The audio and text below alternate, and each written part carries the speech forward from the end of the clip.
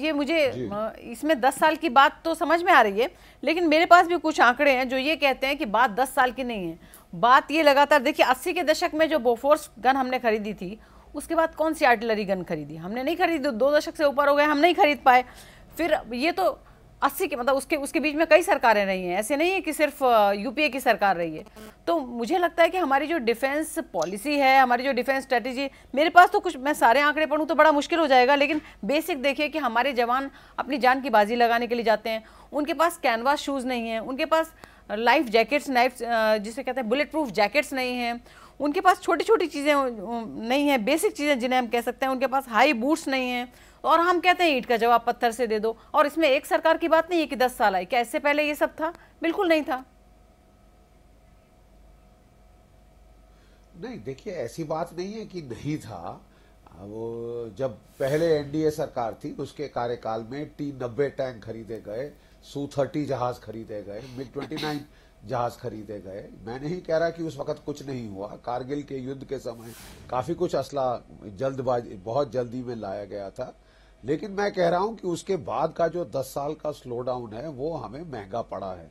खुशी की बात यह है कि अब हमारी जो नई सरकार आई है इसने काफी फास्ट ट्रैकिंग शुरू कर दी है, और काफी जो डिसीजंस ही नहीं ली जा रही थी, डिसीजंस पे जो लॉक जैम लगा हुआ था, जो बिल्कुल ही बंद हो गया था, सब कुछ ठंडे बस्ते में डाले जा रहे थे इस दुहाई के ऊपर कि साहब हम कोई धांधली नहीं चाहते, लेकिन हर डील में धांधली निकल रही थी आपके, और ज्यादा तवज्जो थी कि हम वीवीआईपी हेलीकॉप्टर खरीदें। अरे साहब, जो अमेरिका की प्रेसिडेंट साहब को बहुत महंगा लगा वो हेलीकॉप्टर, वो आप जो है एक के बदले 12 खरीदना चाहते थे, और जिस जल्दी में वो खरीद रहे थे वो तो हैरत अंदेज करने वाली थी। लेकिन जो असली जरूरी चीजें हैं, आपके जो फाइटर जेट वो नहीं आए, आपके जो बोफर तोपों की रिप्लेसमेंट वो नहीं आई, टैंकों पे नाइट विजन डिवाइस नहीं आई, आपके जो एयर डिफेंस आर्टिलरी है वो पूरी पुरानी हो चुकी है, आपके जो आपके क्या कहते हैं, बहुत लंबी लिस्ट है, हमने है वो पुरानी हमारे हो चुकी है। आपने एयरफोर्स की बात किया, अभी की बात की, उसके आंकड़े हम गिना रहे हैं। अगर नेवी में जाए तो वहां भी मिल जाएंगे। 5 सबमरीन्स जो है वो 15 साल में रिटायर कर दिए, डीकमीशन कर दिए, और आई सिर्फ एक है। सतीश जी, आपके पास आती हूँ। अब मुझे बताइए कि आपको लगता है कि एक इस तरह की इमेज बन गई थी यूपीए सरकार में कि उनके जो डिफेंस मिनिस्टर हैं वो डरते हैं कि कहीं इसमें कोई स्कैम ना निकल आए, कुछ ऐसा ब्राइबरी की बात ना आ जाए, तो वो कोई सब चीज़, सारी डील, सारे जो खरीद हैं जो ज़रूरी हैं हमारे सेनाओं के लिए, उनको रोक दी गई थी। आपको लगता है कि इस विषय में कोई मेजर चेंज इस गवर्नमेंट में इन 6 महीनों में आया है उनकी पॉलिसी में? बहुत चेंज आया है। नहीं, मैं सतीश जी से पूछ रही हूँ क्योंकि बहुत देर से मैंने उनसे पूछा नहीं, और वो सबको वो सर्वविदित है। जी बख्शी साहब, मैं आती हूँ आपके पास, सतीश जी से एक राय लेना चाहती हूँ इस पर।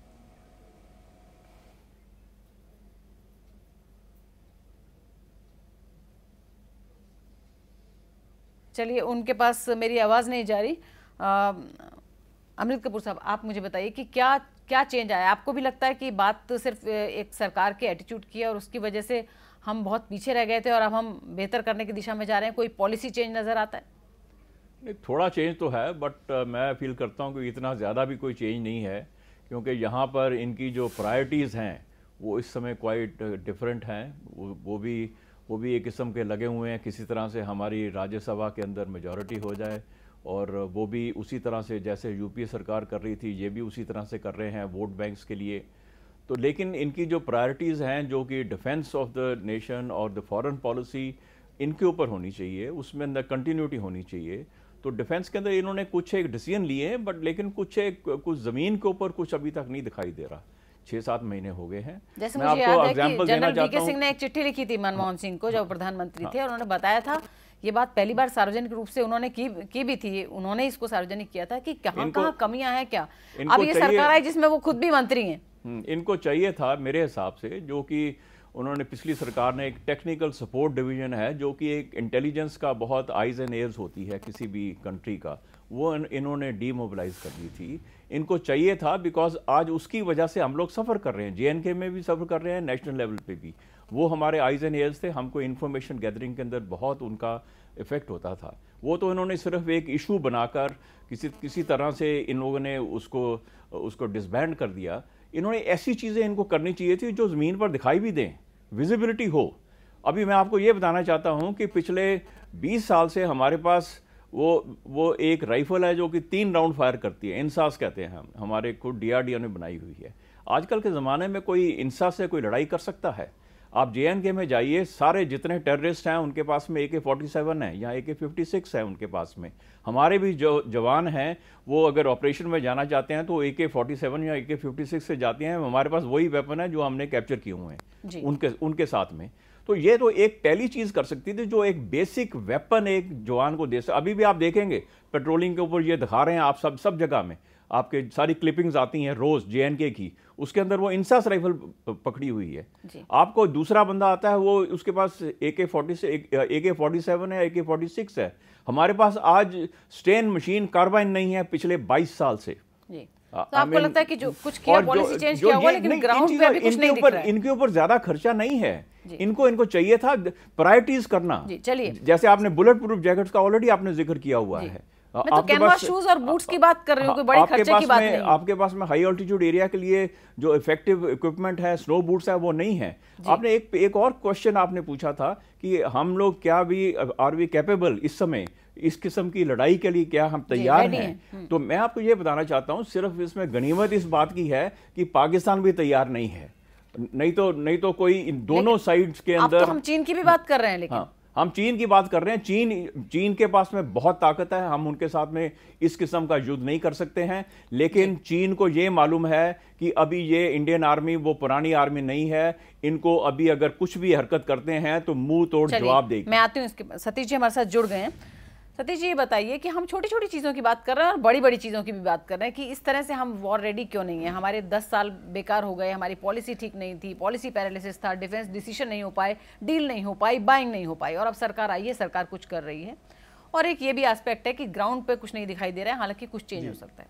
आपसे मेरा सवाल ये, क्योंकि बीच में आपसे हमारा लिंक टूट गया था, कि बड़ी समस्या हमारे वॉर रेडी होने में क्या है? हम वॉर करने नहीं जा रहे, लेकिन अगर हम वॉर रेडी होना चाहें, सतीश जी आपसे मेरे सवाल, आपको सतीश जी आवाज आ रही है मेरी? जी, तो हमारे पास जी आवाज आ रही है जी। सतीश जी, ये सवाल ये है कि अगर हम वॉर रेडी अगर हम होना चाहें तो हमारे पास बड़ी दिक्कत क्या है? हमारे पास फंड सफिशिएंट नहीं है, या हमारे पास फंड का मैनेजमेंट ठीक नहीं है?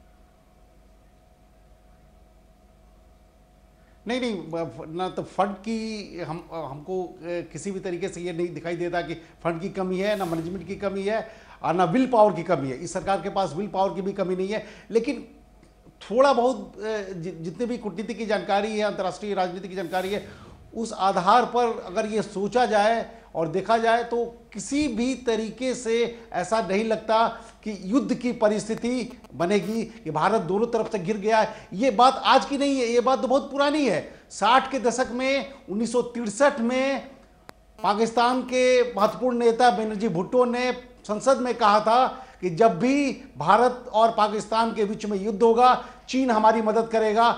चीन इस टिप्पणी के बाद चुप रहा, यानी मुक्त समर्थन किया।